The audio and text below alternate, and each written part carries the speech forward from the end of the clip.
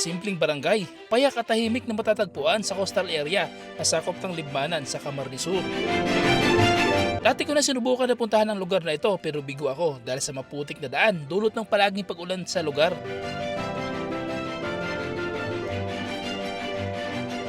Pero ngayon, muli kong sinubukan na balikan at sa wakas, matagumpay naman aking ride sa Barangay Tinalmod sa Libmanan, Camarines Sur.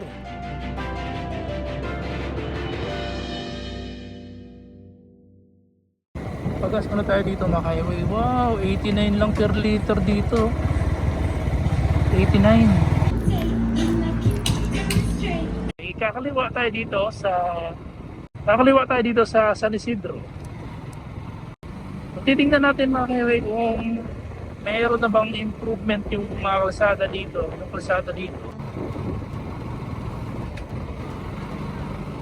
Tingnan yan. Oh. Sira-sira kalsada yan.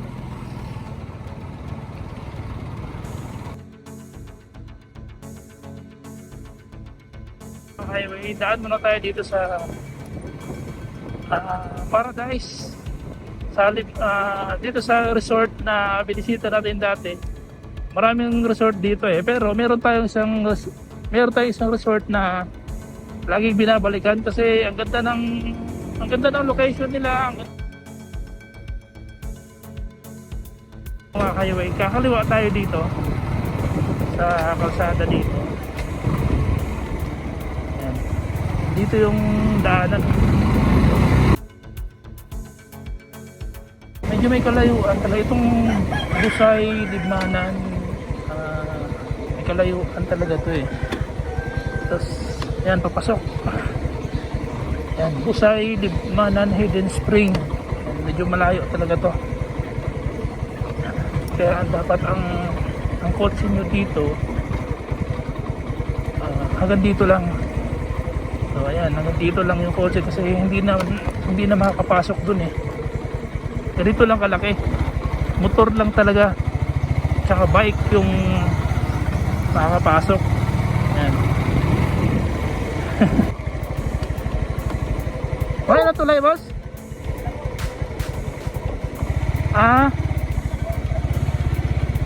Ha? Duman sa Busay, ng tulay? Totoo naraot, boss. Totoo naraot. Pagbaha? Pagbaha. Sayang mga highway, hindi na tayo tutuloy kasi baka ma-late tayo. Ito yung tulay Yan, natumba Nasira daw nung pagbaha. Dito kasi yung yung tulay na yan pupunta dun. Yan, pupunta dun ngayon. Ginawa na lang ng kahoy na tulay. So sayang, mahirap na hindi na tayo makapasok doon. Gagawin natin next time na lang siguro. Baka malate pa tayo dun sa pupuntahan natin. So yun yung tulay natumba highway, nasira pala yung tulay doon. So gagawin natin, hindi na tayo tumuloy kasi mula dun sa tulay medyo malayo pa mga 500 meters pa yata yung layo papunta dun sa mismong resort. So ang gagawin natin, next time na lang natin balikan yun.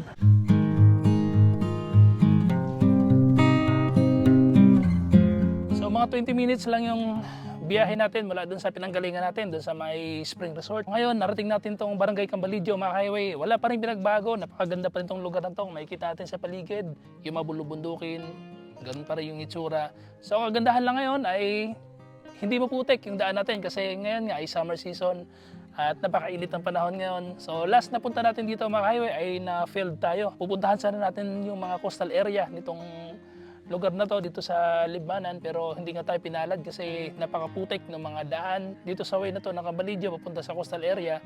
Hindi kinaya kasi napakaputik. So sa kabila naman ganoon din, may bumalahaw na sasakyan.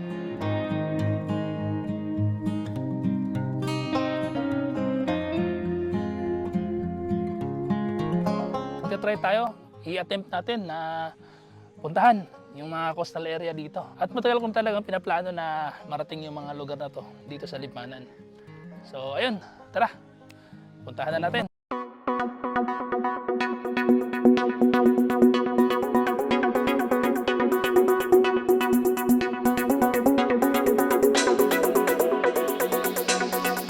dito mga highway, merong intersection dito.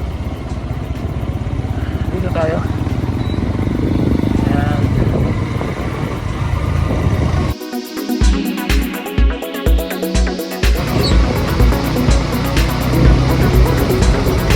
Ang dami sakay sa truck. Ang dami sakay sa truck. Galing sila ng swimming yun.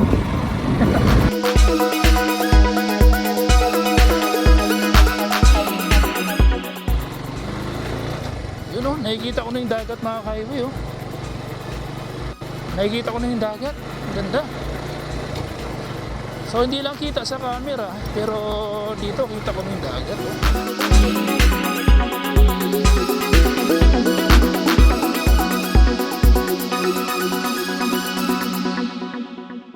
So merong beach resort dito. Itong tinatawag na Prinsesa. Tinatawag nilang Prinsesa Resort. So subukan nating pasukin at alamin kung magkano yung mga rates nila dito.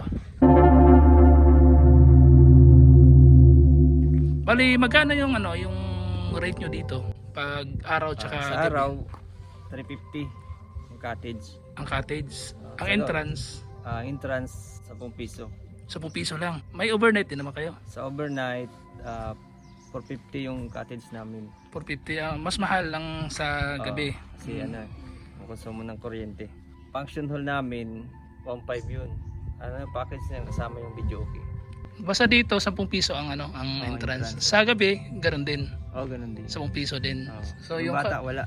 Hanggang ilang taon sir yung libre sa 10 bata? pababa. 10 pababa.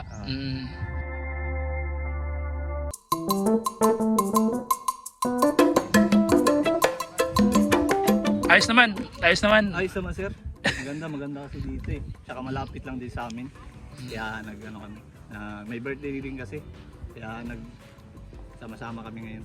Ayun, no? Happy birthday pala sa kasama mo. Sa kasama ko si Jojo na taga Batiin man, batiin. Happy birthday Jo, love you.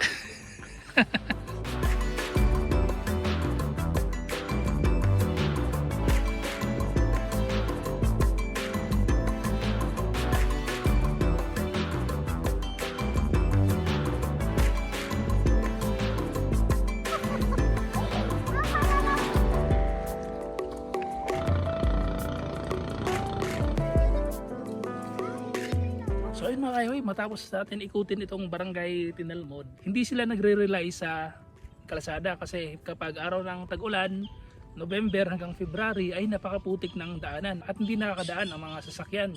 Kahit motor ay nahihirapan, buwabaon ang putik sa gulong sa sobrang kapal ng putik. At mahaba yung hindi simentado kung nakakita nyo naman sa video kanina.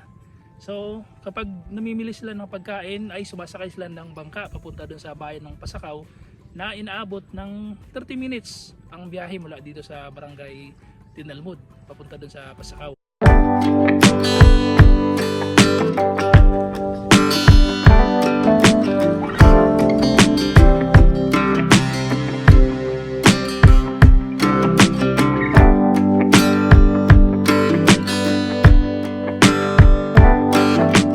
Talang lugar dito sa Bicol mga highway na hindi pa natin na-explore. Sa mga susunod na araw, marami pa tayong bibisitaing mga lugar dito. Salamat mga highway sa inyong lagi suporta. Ingat kayo lagi.